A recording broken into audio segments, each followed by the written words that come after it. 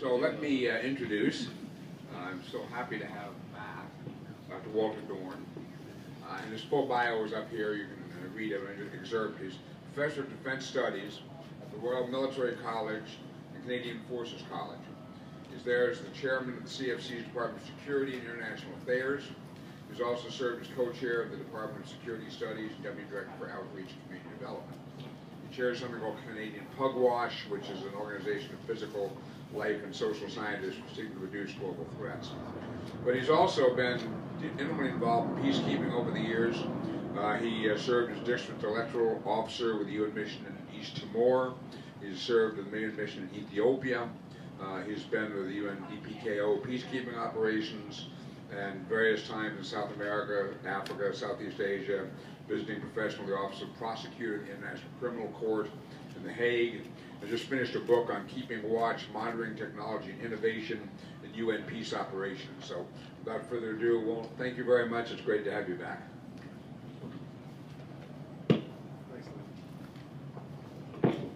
There's an item missing in my bio. That's that I love to play with electronic toys. And this morning's session is kind of show and tell, where I get to show the latest gadgets. In fact, two of them, the star performers, I actually bought yesterday, because I want to show and make the point that some technologies that were used by the military just a decade or two ago are now available as toys with just tremendous capability. This is my fourth time speaking at NDU, third time at TIDES, and every time I go out and buy my latest toys, I just get a big improvement in the quality. So let me start off with a demonstration of a few things. I'll get more into the substance about the amazing developments of last week at the Peacekeeping Summit in New York, which President Obama chaired. A little bit about my work on technology and in general an overview of technological evolution. But first of all, the toys, because I just can't wait to show you all this stuff. Okay, we're going to start with this Bebop drone, which is made by Parrot, a French company. I have up here the actual output for my cell phone. So this is run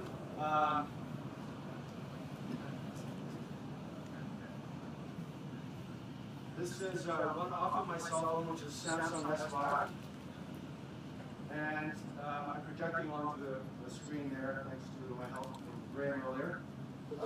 And I will have to get a connection through the Wi-Fi, so recognizing that the Bebop drone is there. Right now it's recognizing my rover, which is an unmanned ground vehicle, and I've just turned on the Bebop, so we should be getting that momentarily.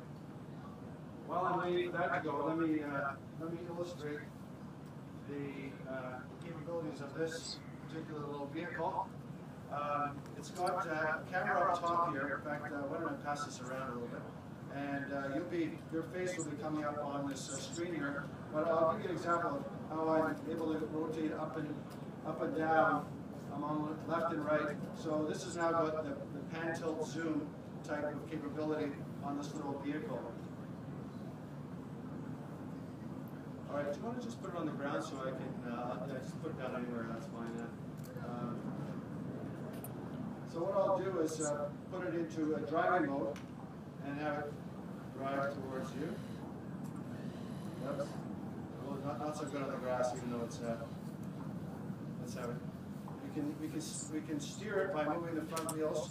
Maybe you can hold that up so you can give an example of how it works.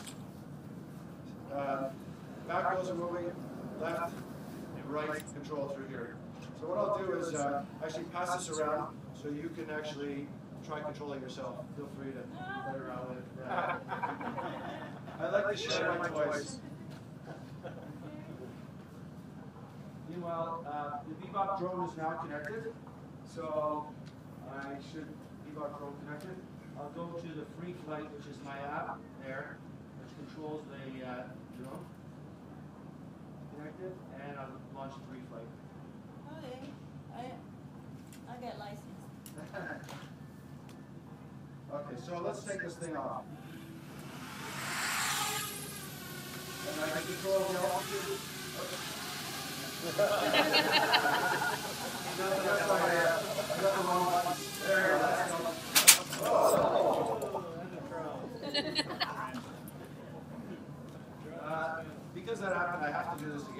can't accept defeat. These are little protectors here on the, in order to prevent the propellers from getting stuck. The nice thing about this new Bebop drone is that it's very, it's made to crash, whereas the previous version, the air drone, was, well, after about 30 crashes like that, it couldn't work anymore. So let's just see what our better is now. Oh, critical battery alert. Alright, so it looks like I got to change batteries, which I will do later on in the talk while I'm pausing other things. So let me turn that one off. One of the things that I do professionally is show to the United Nations how modern technologies can be used in modern peacekeeping. And an idea that's just recently been sold is to use aerostats, that is tether balloons.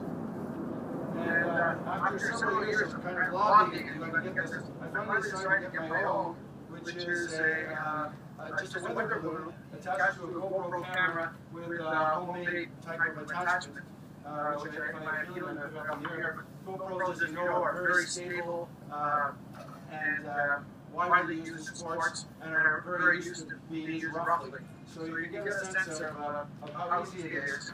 The type of aerostat that was used in Afghanistan was called a persistent threat detection system. Some of my students operated it. It was used, for instance, in Kandahar to do surveillance. It cost $20 million. The one that I put together here is about $600. The GoPro plus this one. Obviously, I'm amateurish, not professional, not ruggedized, but just to give you an idea of the spectrum of costs that you can have between these different ones. So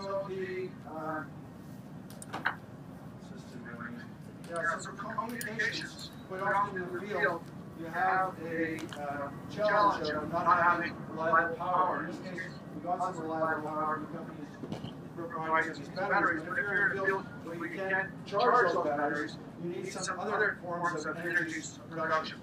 So one fashion is simply to use the sun, the solar panel on the radio. Another fashion is to use a wind-up. So I've deliberately drained the battery on this radio, and if you turn it on, of course.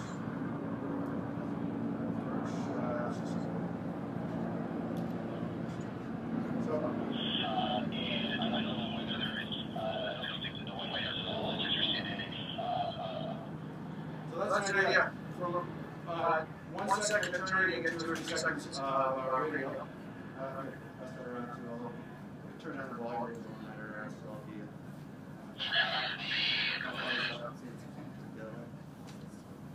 There's also got a flashlight on that little baby. Other technologies which can be used in the field to power up your cell phone or even your computer. You can plug in this solar cell, which we've seen an increase of about 5 times capacity in the last 5 years. So not really a breakthrough, but a tremendous capacity for deployability and convenience.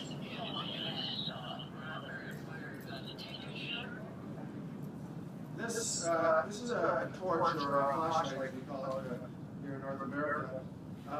And it's also wind up, but also it has the solar panel, plus you can use it to charge your phone. So it's got that remote capability there. How long charge does this keep? So that particular one depends on the battery that goes with it. It doesn't have a battery itself, that is simply an energy source. So it's only as good as the sun comes on. Yeah. Now this is something that I used to see at airports, and I always thought I wanted one, because the airports use it to detect heat. So you can detect whether someone is coming with SARS or another kind of illness by the infrared on their face. Well, this is a new one. I just bought it, one of these Chinese guns, and it does it at a distance. So let's just see, there I have, so that's reading 83 degrees Fahrenheit, so let's just see. I don't know, can you read that right here? Yeah, 92. 92, so I'm alive. So I'll just pass that around. So just if you wander around airports, how do you keep the police taking you out? That's right. When I was deployed, as Lynn said, in East Timor, we ran a referendum there. It was a referendum to allow the people of East Timor after 450 years of colonization and occupation, whether they would want to become free or not. And unlike South Sudan, East Timor was a success story.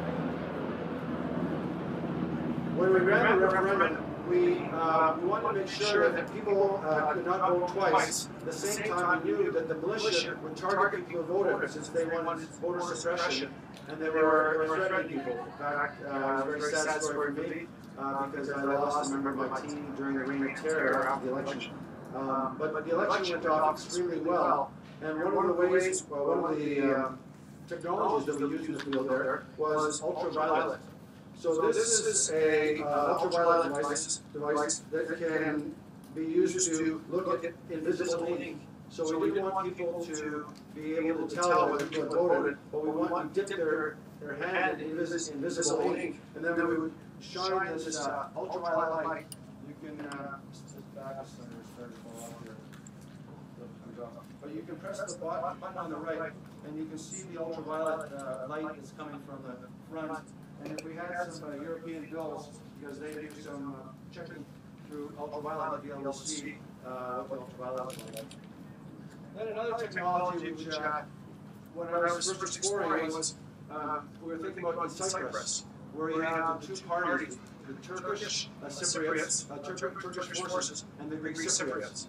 And we wanted to know whether we could monitor any gunfire so the UN forces could get to the demilitarized zone, called the Green Line, and be able to deploy their forces to be peacekeeping, to interpose themselves, to be able to tell parties to stop.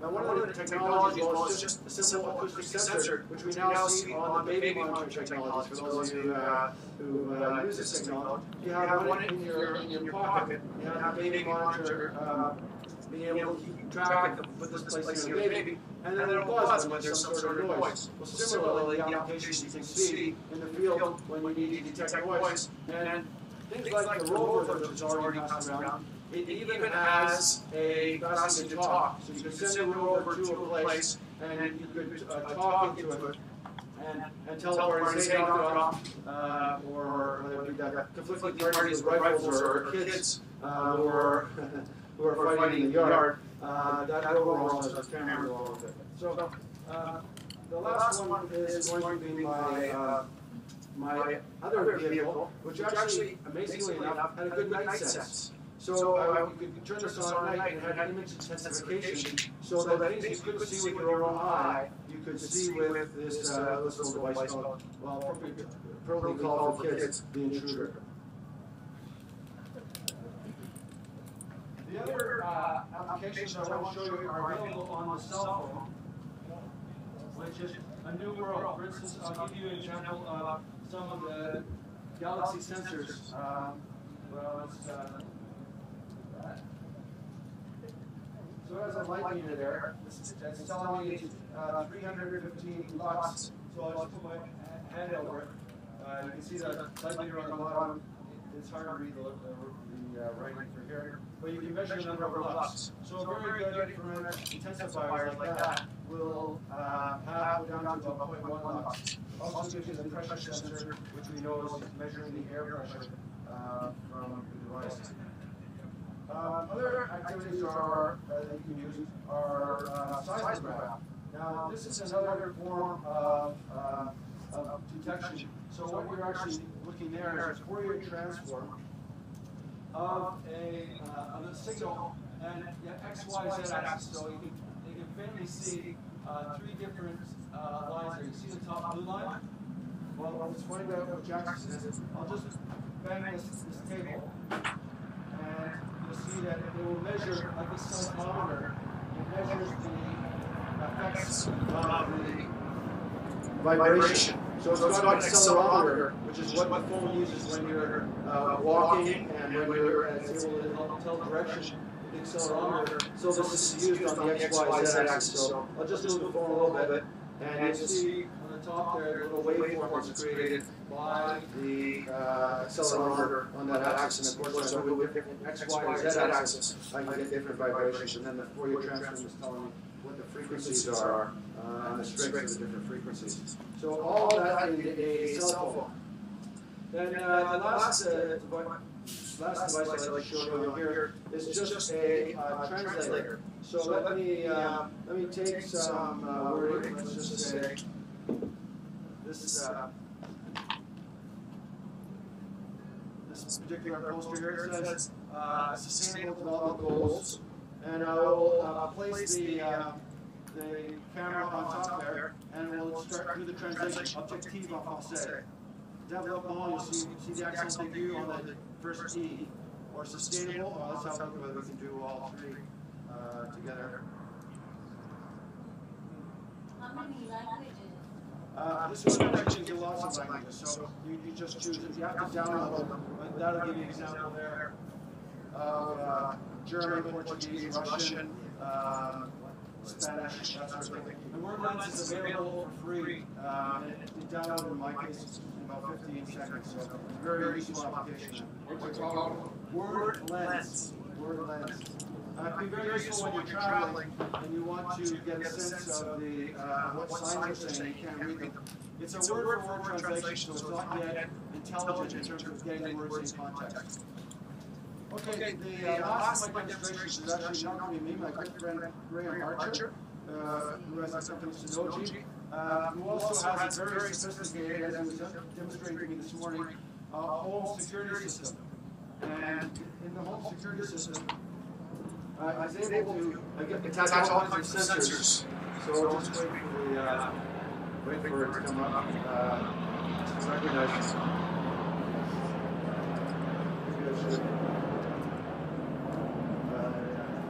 That's a good idea. HDMI. Yeah, while we're waiting for that to come up, I think I'll start giving my talk. Thank you for allowing me to share my toys with you. It's always a lot of fun. And afterwards, we can play around with them too. So you're welcome to come afterwards. So my talk is about these amazing advances in technology, and that includes the incredible computing power advances. My father worked for IBM Canada and assembled the first IBM computer in Toronto, first IBM Canada computer, and it had 2K of core storage. They were wondering, the engineers at Lawrence College, what they could do with the next revolution, which was they were going to double the amount of storage to 4K. And the discussion said, what could you possibly do with 4K of storage? Well, computers have actually increased, if you look at storage capacity on the price to performance ratio, they increased between 10 billion times in capacity. For those early computers at $10,000 with 2K, going to terabytes now with 100. So I see that Graham is now operational. We will give him the mic so he can show what kind of system you can use, simply buying from a local low store. So this is just a demo of something that you can buy yourself on the local store.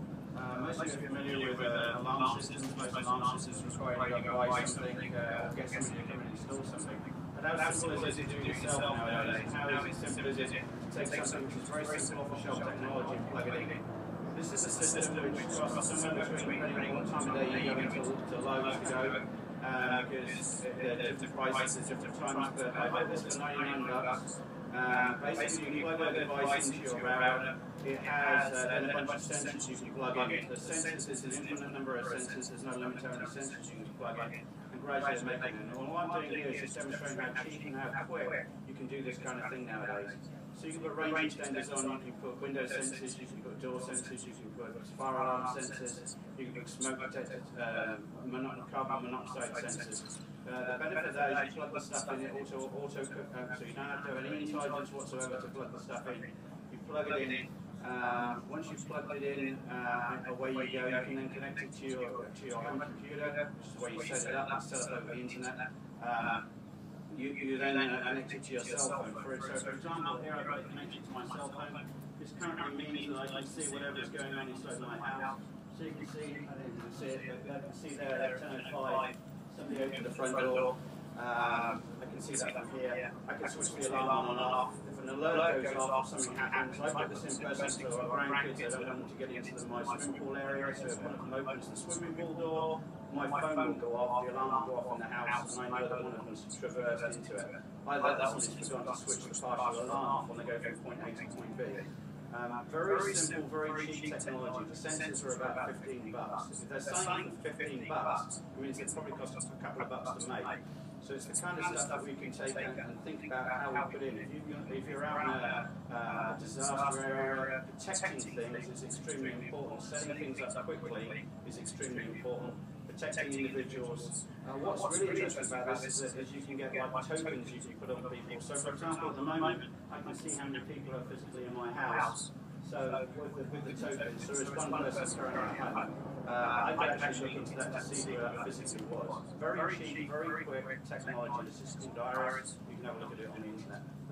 So some environment security is important. Yeah. So what are the elements of security you can put on this? Security.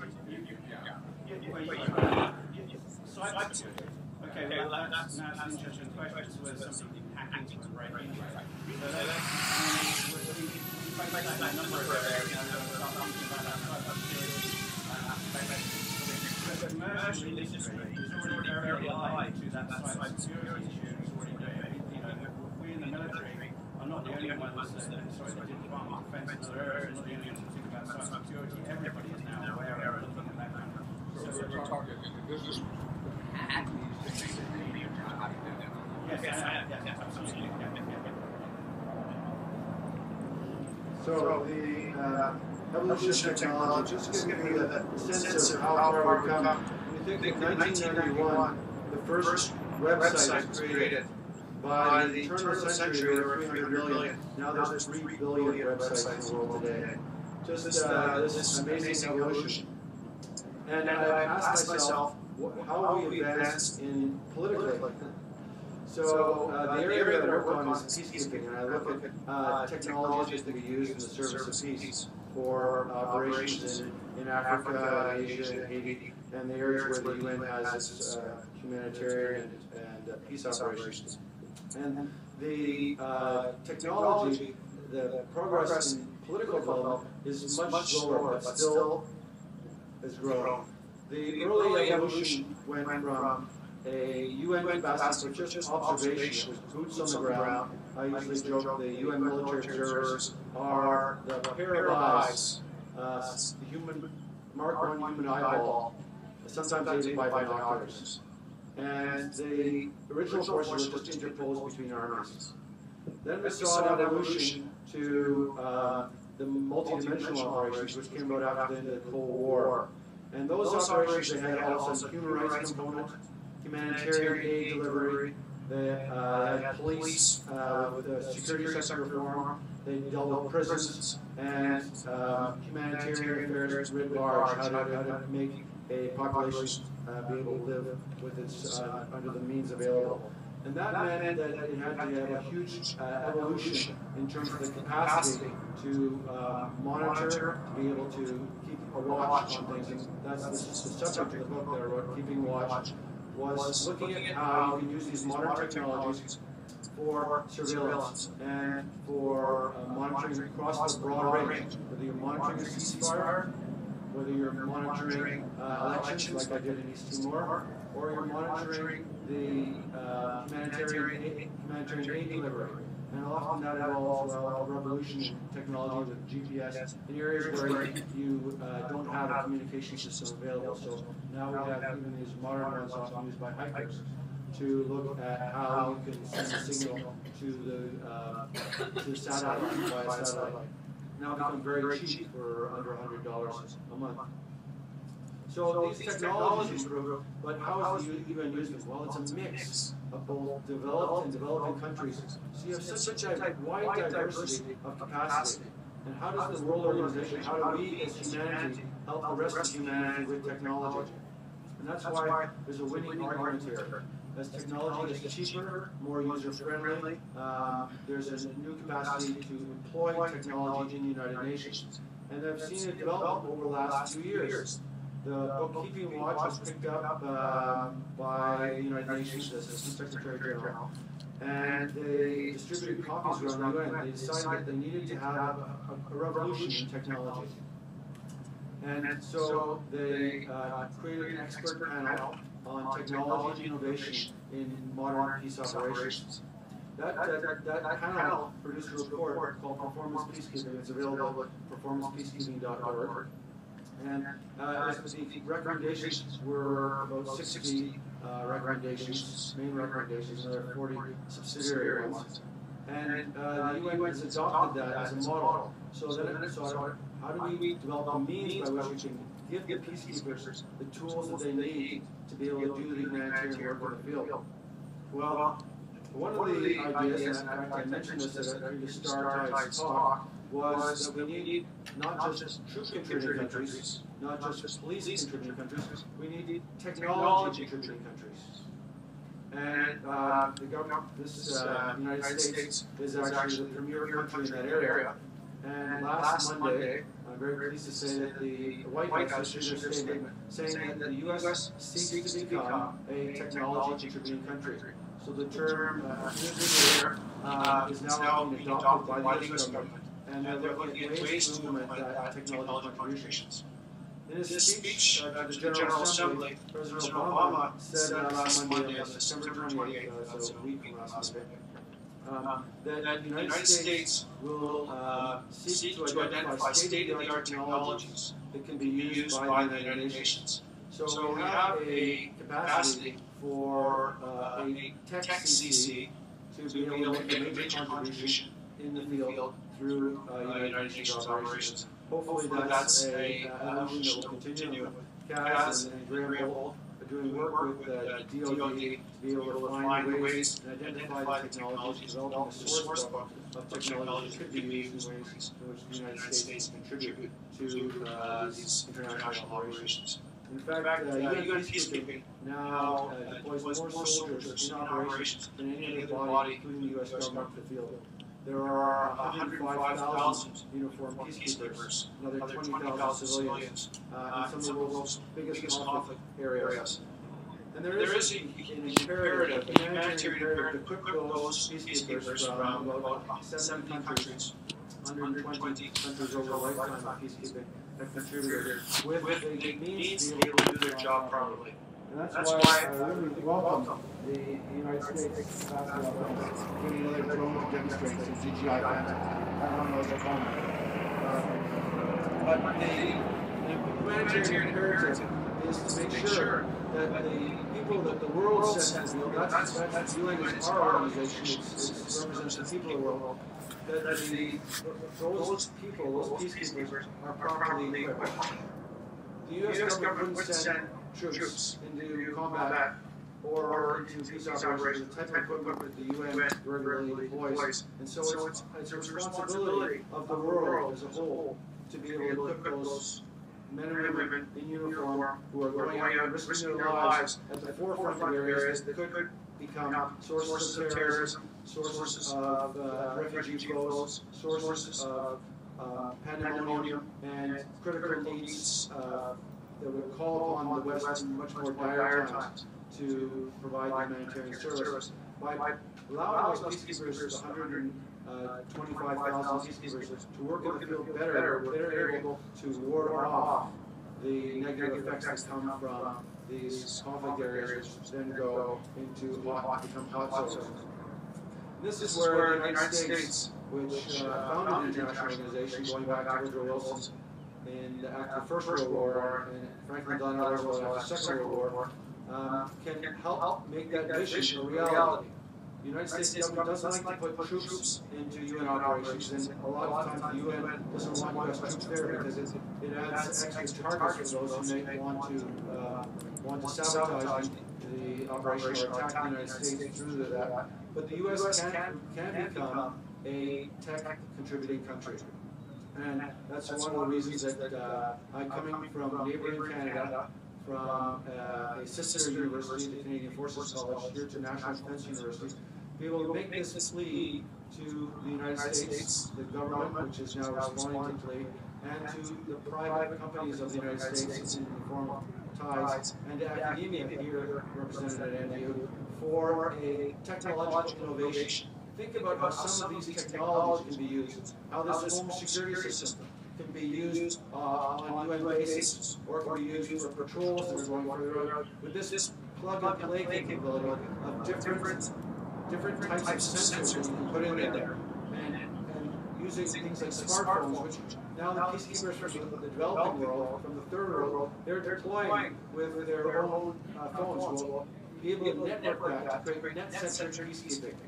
And particularly when you're dealing with people-centered peacekeeping, which is population-centered, you need to be able to communicate, be able to use the cell phone technology of the local population to plug in and get the intelligence that's required to know when threats arise and when the peacekeepers can be more effective in getting the kind of feedback that you need to know whether peacekeeping is working. So I just put before you this idea that we can think creatively, we can innovate, and this is the place to do it.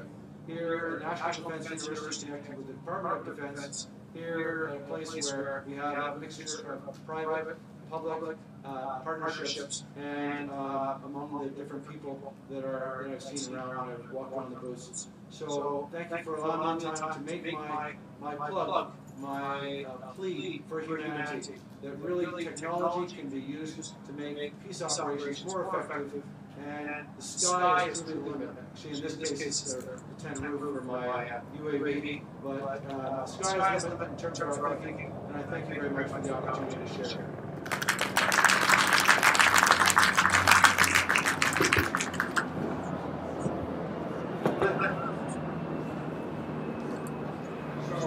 Two questions. One is, you've got a whole bunch. We have several commercial efforts right now between Boost doing what Google balloons and Amazon's droid, the drone, and the Hatch's drones, to extend the really wide internet across the planet. So right now we say we have to pick and choose between the cell phone capabilities of the local populations. Fairly quickly, that may be dramatically changed.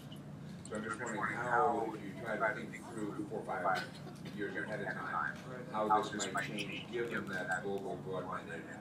And the second question I want to ask the ground on the cybersecurity aspect of all this. Cybersecurity, like the home systems. Well, the question is, how do you keep the digital networks up and running? Right. Yeah, exactly. We're trying to. Right. Okay, so Google is a partner in O3B, other 3 billion.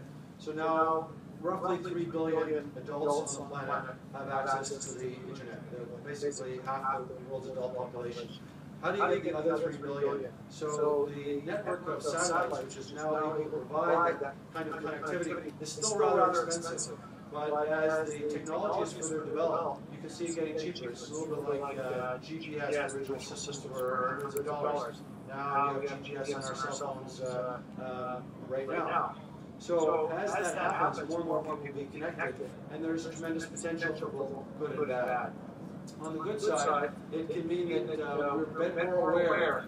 We can be better aware of atrocities that are going on in the field.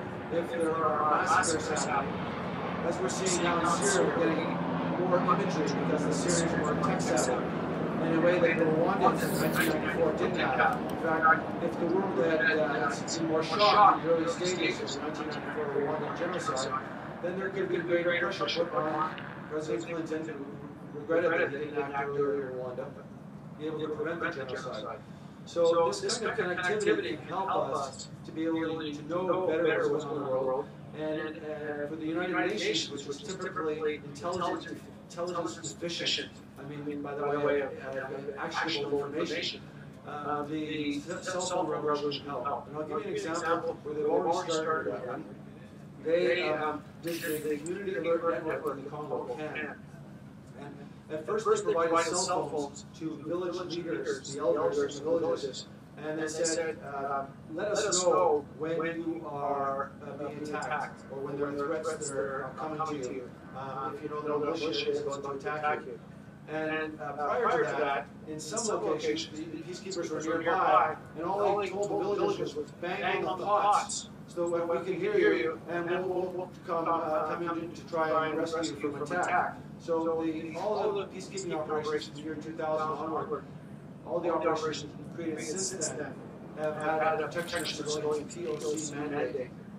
And so in the Congo, which took its POC mandate very seriously, they said they gave them cell phones, and it started to work. The local leaders would call when there was an attack going on. Now the attack from the UN was often delayed, it was late, and it wasn't as automatic as you wanted it to be. But at least the UN could say it did not know. It could not say it did not know. It was now aware. There were prank calls, false alarms, the same problems you get with a 911 number. But that was all part of the filtering process. One of the problems that the UN found in Congo was that they were constantly setting up a repair service for all cell phones they could get. So in the end, with the penetration, you can go to these remote villages in Congo and see that signs with Vodafone and its competitors all trying to get the commercial market there. So what the UN ended up doing is giving us SIM cards. So SIM cards to the locals, and then they could plug them into their own cell phones, and they were responsible for their own maintenance, and you're also helping the local community with maintenance. So the answer is that you can have people-centric operations now, because you can be connected. And as those cell phones become smartphones, you can have all kinds of things attached to them. You can have photographs being transmitted, pictures, plus you can get now apps. The American Bar Association has just created an app which can date and timestamp images, and they can be used in courts to prove that they haven't been tampered with. So it becomes witness. Witness. It's called American Bar Association Witness. If you Google that, you get to it. And that can then be used in the International Criminal Court and other places to have a certification and a chain of custody information that goes along with it as part of the information behind the picture.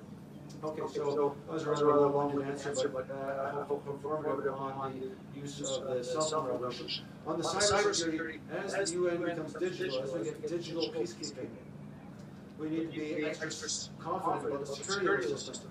And the UN is the most leaky organization. In fact, I once went into the UN and said, what's a good way of disseminating information now? And he said, well, in my practice, we'll snap a secret and we'll get more widely disseminated that way. So after a few years, the UN actually gave up the attempt to actually say that they had secret information. So the highest level in the UN Secretariat now is strictly confidential. We need that as UN restricted. Then you just have UN information. So there's a big problem of secrecy within the United Nations. But there's awareness that within the information technology community in the UN, they need to find better ways of securing information and not being subject to breach. In some cases, the UN has to be able to keep this information confidential. For instance, in Bosnia, there were Scandinavian peacekeepers looking at the falling of the mortar fire in Sarajevo. And they were reporting back to UN mission headquarters where the mortar fire was falling. But they were doing it in the clear, so the Serbs were using that information to correct the mortar fire. So an example of sort of irresponsible information transmission. Now the UN does have secure comms, they have secure faxes and secure email back to UN headquarters, but still, in terms of the level of security, it's not foolproof against governments that want to break into it. So definitely an area to improve and an area that we all have to guard as information becomes increasingly digitized and accessible to the world at large. Is there a written reference? I've heard that story about the fall of shot. Is there someplace in the I wrote it down in one story. It's called The Cloak and the Blue Beret. It's where I look at the limits of intelligence gathering and peacekeeping. But I myself got that anecdotally from people who were in the field, and I had it confirmed by two people. A story about the mortar fire. Yeah, please. Hi, my name is Catherine Arnold. I'm with the UN Foundation. Oh, great.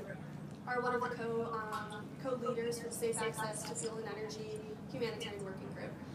So my question is, a lot of humanitarians are really excited about these new technology possibilities and these new innovations, but I think it's fair to say that a lot of humanitarian agencies don't have experts on staff that are able to necessarily be able to select these technologies. So how can people help them select minimum product standards, minimum performance standards in order to ensure that the technologies they're selecting and paying for can actually perform the way that they're supposed to perform and give the benefits they're supposed to provide? And then the second part of that is you've touched on maintenance before. When they do purchase those, especially if they purchase them in large quantities or provide them to the humanitarian communities themselves, how do you ensure that maintenance and follow-up and after-sales service? I know you touched on that before, but I'd be interested to hear a little more. Right, yeah. Oh, thank you.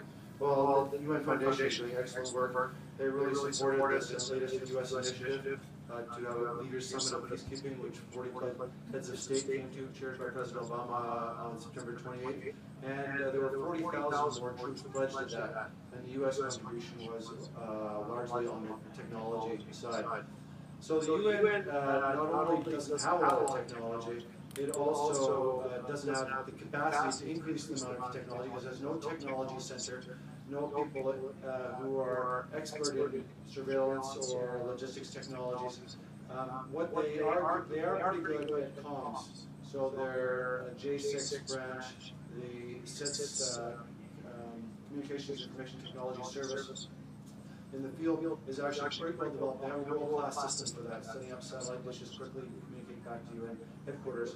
But they don't provide the information down to the unit level. So when countries come in with their troops, they're responsible for reporting within that unit. And quite often, the units can't even speak to each other if they don't have the right technology to do that. And I see here we have actually devices that you can actually integrate. So how do you fix that problem of being technologically illiterate? Well, one of the answers is to be able to create a center, create a capacity within the UN that is able to hire more people. And one of the pledges that President Obama was to put individuals into the UN Secretariat to help with that. So we're hoping to see that there will be some Americans who are employed by the United Nations. We'll have to figure out the means because the UN Peacekeeping Department can't have officers on secondment. They have to be paid through the UN system, but that's workable. But in the field, you can have secondment, so there could be possibilities of officers going in the field. So create a capacity center to be able to do this. Create pilot projects. I mean, all around here we have the ads for Strong Angel. So do some demonstration projects, some pilot projects in the field. It's just so much scope for improvement there where there's no capacity. You mentioned UN High Commissioner for Refugees. You mentioned the tremendous amount of work they have to do for refugees in the field, for all those huge camps of 100 to 200,000 people in Jordan and Turkey. So there is a need to be able to have this capacity to do the testing of these various technologies. Like one of my favorite is, I didn't bring it, but most of us have it in our homes, a motion detector, solar powered illuminator. So when you're walking to the door, it illuminates. Just think about how useful that would be in front of the tents in those camps. You know, it gives you the security that someone's approaching you, the light turns on. So lots of these technologies can just be done through pilot projects, and that's what we're trying to do now. The UN is setting up now an advisory board on technology and peacekeeping, and that will be one of the things that I'll be advocating as an advisor. The start of these pilot projects. I mean, as an academic, I've done 20 years of writing on this. My first book was 1987, Peacekeeping Satellites, looking at how satellite phones is being used. And I kind of want to move on. And one of the reasons I bought these toys was that I wanted to be able to show, look, you can do this. And I brought someone with me to the Congo when I was there last summer. Just get on with the pilot projects, with the capacity, with the training modules, and then bring in the people that are required for maintenance. So there will be new hiring required, but it looks like there's a willingness to be able to make a big step in technology if the Leaders Summit of last week before Monday is assigned. Okay, last 2 or 3 questions. I'll probably will ask them all, and then we'll wrap it up. Hi, thank you so much. My name is Nideth Benedict. I really appreciate the historical context with which you've anchored all the points that you've been making. It's obviously really structured and obviously speaks to you being an academic. My question is more around the UN's recent push towards standardization of policies and best practices, especially for use of like UAVs and humanitarian practice and civilian use as such. And obviously policies differ every country you go in the United States. They're not exactly, I mean, I'm coming from Montreal as well, so you know it's something to know about your neighbors. But if it's something that's going to be standardized across the board, or these practices that we hope to be implemented or streamlined and they're starting as pilot projects, what would you say about how they're aiming towards the standardization of this implementation? Because it is something that's going to become regular, or the argumentation that you will require to not utilize this technology will need to be stronger. So I'm just curious as to how that's going to work out while simultaneously these pilot projects are being kind of implemented, and how that will feed into the legal strictures that will then govern them after. Well, that's a really good point, because the UN system is very fractured. You have the UN agencies, the funds, the programs, and the UN Secretariat, which runs the peacekeeping operations. And they have an interagency standing committee, which is supposed to coordinate things. But they're all on their own purchasing, they all have their own governing boards, and governments in the governing boards actually vote different ways, depending on which agency they're with. So it's really difficult to coordinate. What you can do is some system-wide contracts. So you create some standards if they decide that they want to have some night vision standard or some capacity for GPS. Do a larger purchase through the UN Development Program, there's UN Ops, that they now do purchases for a broader UN community. So I think there are mechanisms to do that, but it's really good to be aware of that, because otherwise you get so much stovepiping with so many different standards and so many different technologies, and that aren't able to speak to each other. And if we ever talk about an Internet of Things in the peacekeeping field, we'll want these devices to be able to talk to each other, communicate, and give information. Otherwise, we'll find ourselves being in the dark when we need to know a lot more. As you move towards intelligence-led peacekeeping, you'll need more sophisticated devices. And you want the agencies in the field, when the humanitarians are out in villages and eventually cooperating with NGOs, we want to be able to communicate so that you can know what's going on in these remote areas. The biggest factor in all of this is the commercial sector. It tends to standardize itself. I mean, Apple and IBM had the big split on computers, personal computers early on, but eventually that became possible to bridge that gap. Now the internet, they're all connecting into the same modes into the internet with Wi-Fi on all different devices. So the big plus is that the world is standardizing because it makes so much sense. You want a cell phone to work anywhere, so that you can use it in all these different places of the world. So the positive side is that the commercial sector is integrating. We're getting this convergence of technologies. In one cell phone, you can have a camera, you can have GPS, you can have the communications technology. And so you're seeing what used to be separate devices converging together. And that also helps standardization, because you need to put it all on one device. So I was going to collect two or three questions before answering something. Maybe the last two questions.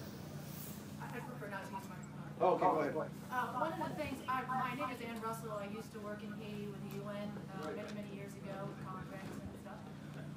And then I moved into the tech world and was looking at exactly a lot of these issues. And one of the things I found that was that there you have obviously the techies needing to get over to people who do things on the ground to be able to understand what's going on. But what people are not frequently aware of is there's a culture and a communication gap that goes between the tech world and what the needs are, because neither understands how to speak to each other in one form or another. There's a lot of room for miscommunication and communication gaps.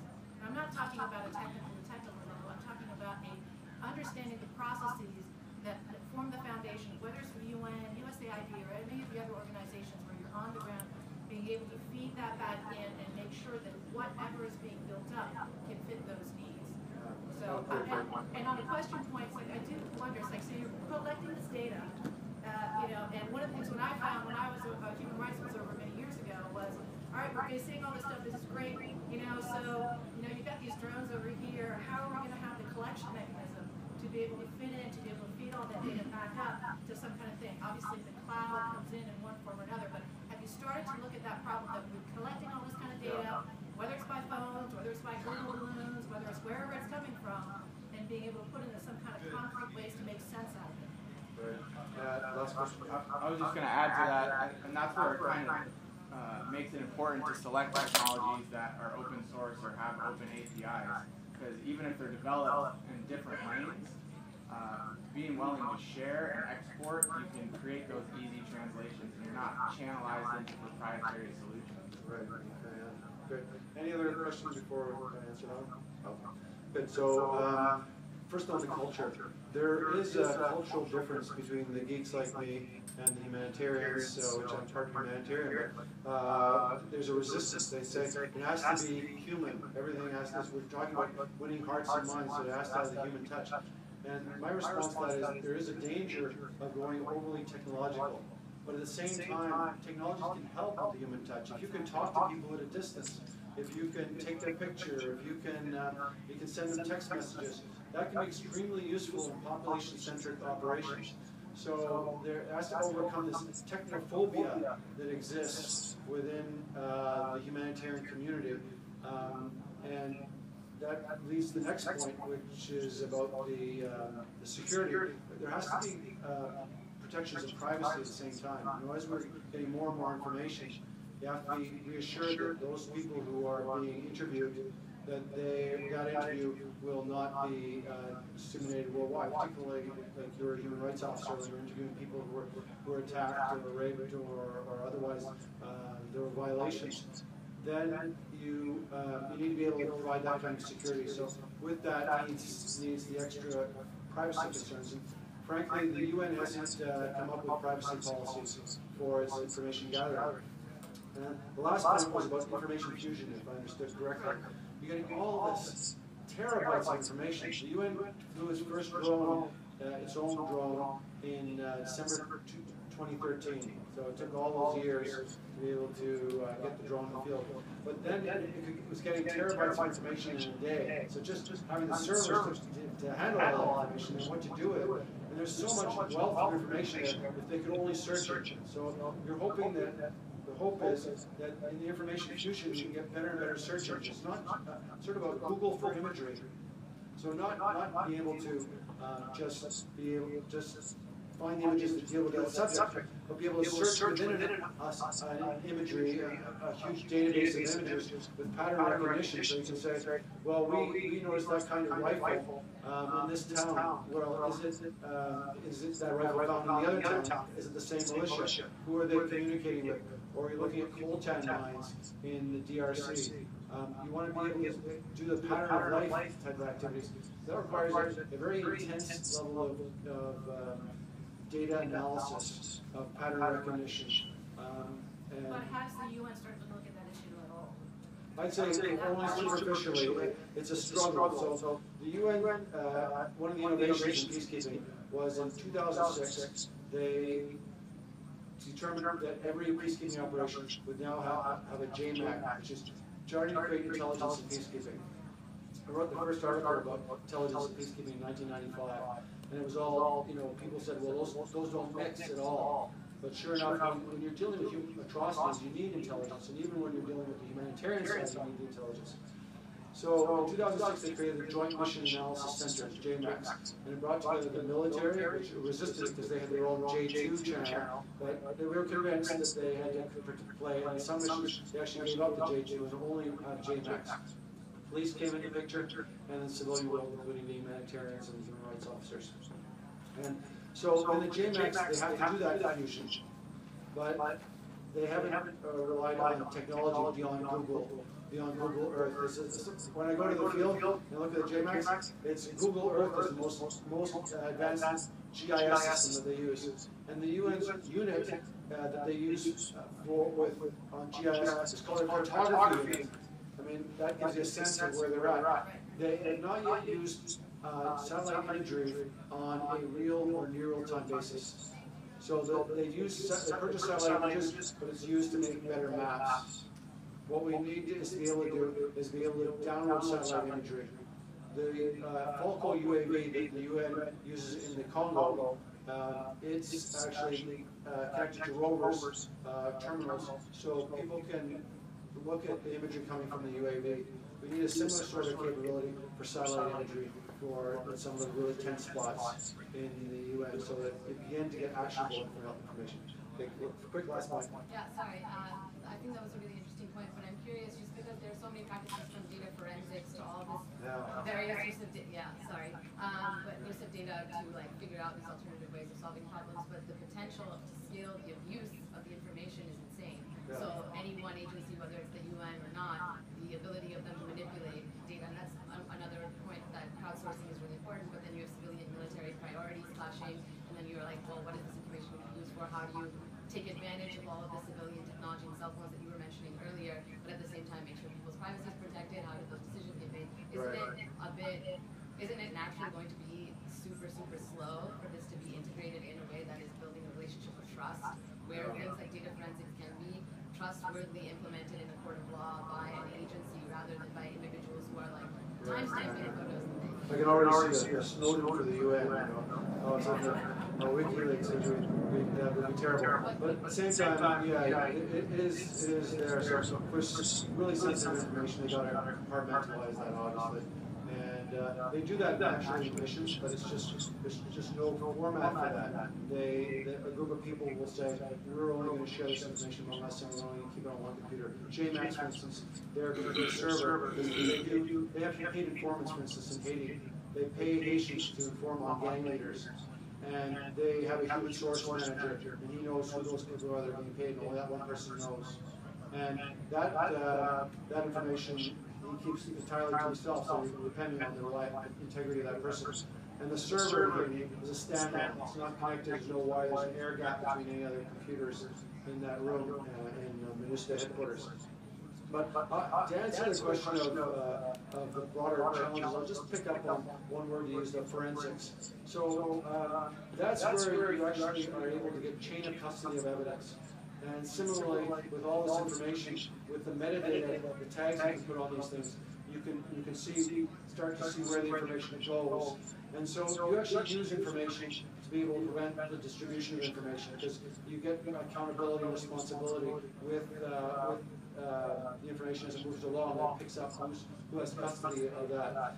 And so there are some technological solutions to technological problems. I'm going to end just with one of my favorite sayings, is that global problems require global solutions. And in the end, no matter how many times the U.S. goes off into operations, whether it be in Iraq or Afghanistan, and I've lost colleagues of mine in Afghanistan, there's going to be a need for a global response, a buy-in from the local community and from the international community. And peacekeeping is a way to do that. It is a consent-based, it's based on a trinity of three principles. Consent of the parties, so it's not an occupation force, that it's impartial, it's like a policeman or a police officer walking the beat. No matter who the violator is, will be the head of state, will be a gang leader, there is subject to rules. And finally, it's defensive use of force. Very selective operations, like selective operations in Congo, the Security Council gave a mandate for the mission to use offensive use of force against the Chalcedon rebel groups. But this principle of defensive use of force is much more amenable to the areas where the UN is deployed and for winning hearts and minds. Certainly peacekeeping is not an answer to all the world's problems, but it can be much more widely used, and it definitely needs to be more technologically equipped, and that's why we're gathered here today, and that will be my final word. Global problems require global solutions. Thank you very much.